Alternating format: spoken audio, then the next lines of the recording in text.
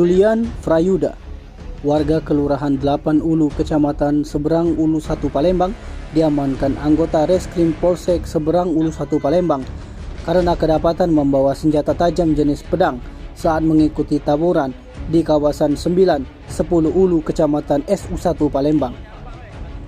Hal itu dibenarkan oleh Kapolsek SU1 Palembang, Kompol Ahmad Firdaus, saat ditemui di Mapolsek SU1 Palembang.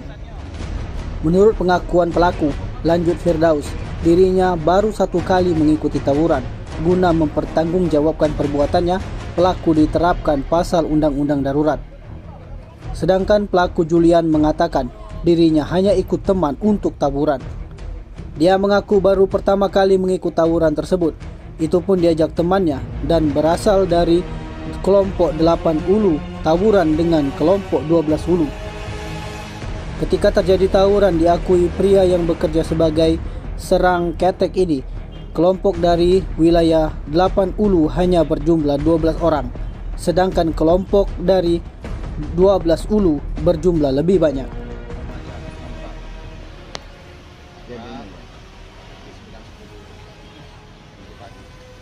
Bawa saja Bang ya.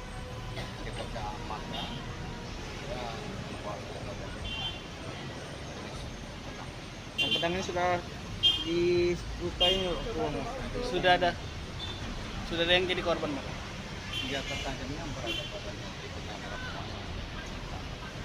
Untuk orang pengakuan saat ini Bang, apakah dia pernah menggunakan saja untuk nodong Untuk atau kejahatan lain? Satu kali. Nah kita masih bisa lakukan macam lapangan. Dia tidak tawuran apalagi tawuran Pak? Tawuran begitu polisi datang kan kabur itu. Kita tangkap ini kita tangkap. apa diaman gitu? Tawuran. Siapa musuh kau? Tawuran. Coba dulu, ngapo kamu tuh janjian apa ada masalah apa? Saran be. Itu palak kau ngapo? Palak Cak nyampak. Oh nyampak weh. Bukan kena musuh kau. Kena tebas ya. Kenapa kita bawa itu bawa Sajam. Tawuran.